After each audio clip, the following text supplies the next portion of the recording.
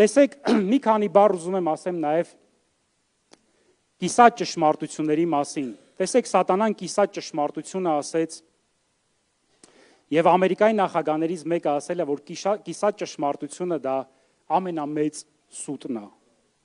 Եվ աշխարհի ամենամեծագույն չարիքները ոչ թե եղել են բացահայտ ստի միջոցով, այլ եղել են կիսատ ճշմարտության հետևանքով։ Տեսեք, օձը երբ որ մտավ Եդեմ, նա ինչ ասեց, ասեց բնավ չեք մեռնի, Աստված գիտի այն օրը որ ուտեք ձեր աչքերը կբացվի եւ աստվածների նման կլինեք բարին եւ չարը իմացող կլինեք։ Սա կիսատ ճշմարտություն է։ Եվ ի՞նչն էր կիսատ, որովհետեւ նրանք իմացան չարը, ոչ թե իմացան լավ բաներ, այլ իմացան չարը, նրանց աչքերը բացվեցին, որպեսզի կործանվեն։ Մեկ օրինակ էլ կիսատ ճշմարտության Հոբի բարեկամները երբ որ եկել էին Հոբին մխիթարում էին ճակերտների մեջ ասած, ես դա անվանում եմ, որ նրա վերքերի վրա աղ էին լցնում, ասում էին թող ավելի դաժան տանջվի, այդպիսի մխիթարողների Աստված մեզանից ազատի, եւ ինչ էին եկել իրանց Հոբի բարեկամների փաստարկները որոնք էին։ Իրանք ասում էին Աստված արդար է եւ հատուցելու է յուրաքանչյուրին ըստ գործերի իր։ Ուրեմն դու որ այս վիճակում ես հայտնվել, ուրեմն դու մեղք ունես, դու մեղավոր ես, դու արդար չես։ Այն որ նրանք ասում էին, որ Աստված արդար է եւ հատուցելու է, սա բացարձակ ճշմարտություն է, որևէ խնդիր չկա, բայց որտեղ է խնդիրը։ Խնդիրը հետեւյալի մեջ է, նրանք անպայման կարծում էին, որ այդ հատուցումը Աստված տալիս է այստեղ երկրի վրա։ Բայց այդպես չի։ Շատերը իրանց կյանքի գնով են վճարել Քրիստոսին հավատալու այս երկրի վրա։ Մեր առաքյալներից 11-ը մահացել են, գխատվել են, թրատվել են, թարս խաչվել են, հակառակ կողմով խաչվել են։ Եվ ինչ են արել, նրանք ստեղծել էին մի պարզունակ բանաձև, Հոբի բարեկամները, տառապանքը հավասար է մեղք եւ հաջողությունը արդարությունը հավասար։ Այսինքն եթե դու տառապում ես, ուրեմն անպայման մեղքի մեջ ես։ Իսկ եթե հաջողակ ես, բարգավաճում ես, բարօրության մեջ ես, ուրեմն արդարության մեջ ես։ Ամեն ինչ լավ է քեզ հետ։ Սա կիսատ ճշմարտություն է։ Ինչու, որովհետև դրանով նրանք տեղ չեն թողում աստվածային ինքնիշխանությանը։ Դրանով նրանք տեղ չեն թողում այն փորձության, որ արդարը կարող է հանուն ավելի բարձր նպատակների փորձվի։ Դրա համար ինչ պետք է անենք, մենք պետք է Աստծո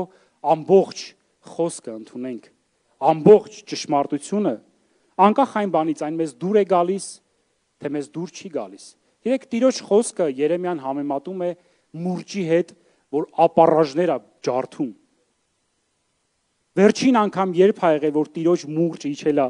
ձեզ վրա, ձեր քարեղեն սրտերի վրա ու ջարդել է այդ ապառաժները։ Եթե դուք չեք լսել նման խոսք, որ այրում է ու ջարդում է մուրճի նման, ես չգիտեմ դուք ինչ եք լսել։ Որտեվ դա ջարդում է քարեղեն սիրտը, որպեսզի մարմնեղեն սիրտ է։ Դրա համար երբեմն մեզ դուր չի գալիս Աստծո խոսքը, որ հռչակվում է։ Եվ մենք հատվածաբար ենք մոտենում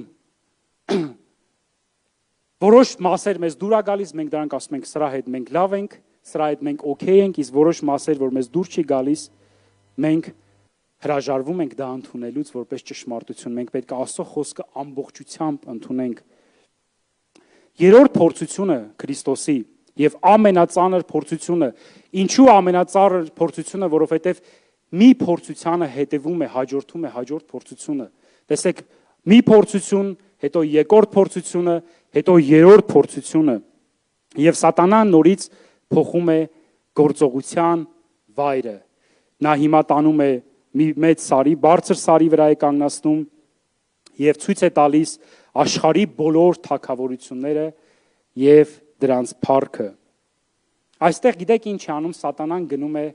այսպես ասած, վաբանկ։ Վերջի իր հնարավորությունն է օգտագործում, որպեսզի Հիսուսին գայթակղի։ Եվ նա ցույց է տալիս, գիտեք, սատանան ամեն մեկին իր գինն է առաջարկում։ Այնինչ Հիսուսին նա առաջարկել է բոլոր թագավորությունները եւ դրանց փառքը, չի առաջարկել Եսավին, որովհետեւ գիտեր, որ Եսավը մի աման ապուրով էլ կծախի իր անդրանիկությունը։ Նա չի առաջարկել Հուդային բոլոր թագավորությունները եւ դրանց փառքը, որովհետեւ գիտեր, որ Հուդան 30 արծաթով էլ կծախվի, բայց այստեղ Տիրոջը առաջարկում է ամբողջը, ասում է ես դա քեզ կտամ եւ նա ցույց է տալիս, գիտեք, շատ հաճախ փորձությունները եւ մեղքը մտնում է աշկերի միջոցով, ցույց է տալիս, տեսանելի միջոցով է դրանք մտնում։ Եվ նա ցույց է տալիս փառքը, թագավորությունները, բայց ցույց չի տալիս դրա տակ թաքնված մեղքի խայթոցը, մահը։ Եվ նա ինչ է անում, նա փորձում է մեր Տիրոջը անձնական շահով շահագրգռել։ Դու եկել ես աշխարհի հետևից, այո, ես եկել եմ աշխարհի հետևից, քեզ եմ տալիս ամբողջը, ամբողջ թագավորությունները եւ դրանց փառքը քեզ եմ տալիս։ Միայն մի փոքր գործողություն ծես պետք է կատարես, պետք է ինձ երկրպագես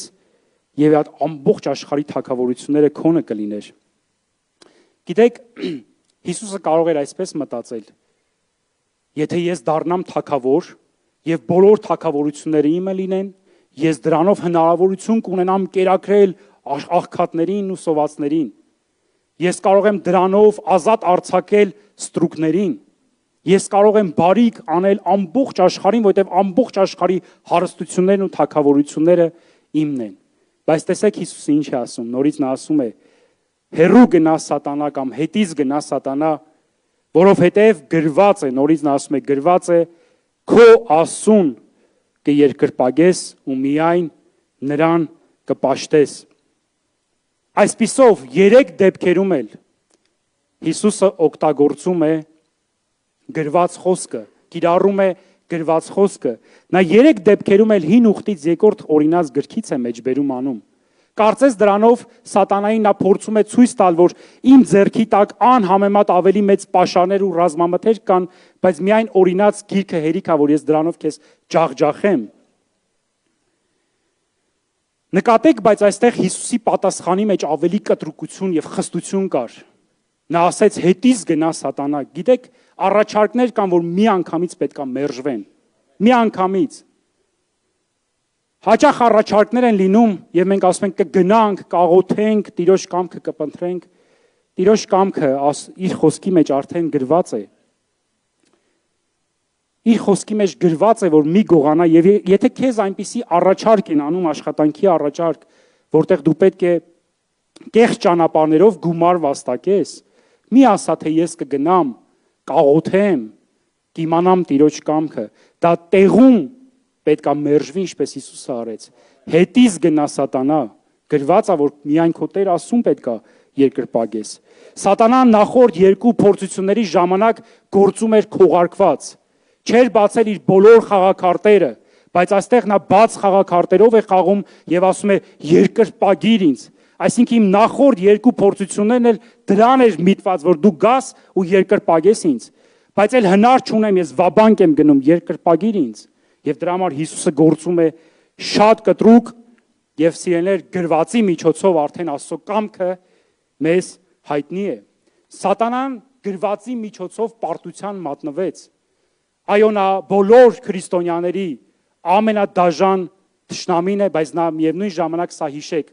պարտված թշնամի է սատանան։ Նա պարտված թշնամի է, նրա վերջը մենք գիտենք թե ինչ է լինելու։ Հիմա այստեղ ես կուզենամ, որպեսզի մենք մի փոքր գործնական մաս ունենանք եւ տեսնենք, թե ինչպես կարելի է կիրառել Աստծո խոսքը։ Ինչպես կիրառել Աստծո խոսքը, որ հոգու սուրն է։ Ամենից առաջ պետք է խորը հարգանք ունենալ Աստծո խոսքի հանդեպ։ Չարլզ Սպերջենն ասում էր, որ արհամարել գրվածքը նշանակում է զրկվել դրա պաշտպանությունից։ Եթե դու արհամարում ես, որքան ուզում ես գեղեցիկ խոսքեր կպցրա կամ գեղեցիկ խոսքեր հռչակի,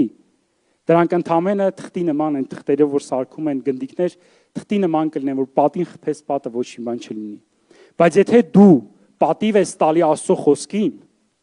դրանք նման կլինեն թնդանոթից արձակված արկերի, որ խփում է ու պատը փշրում է։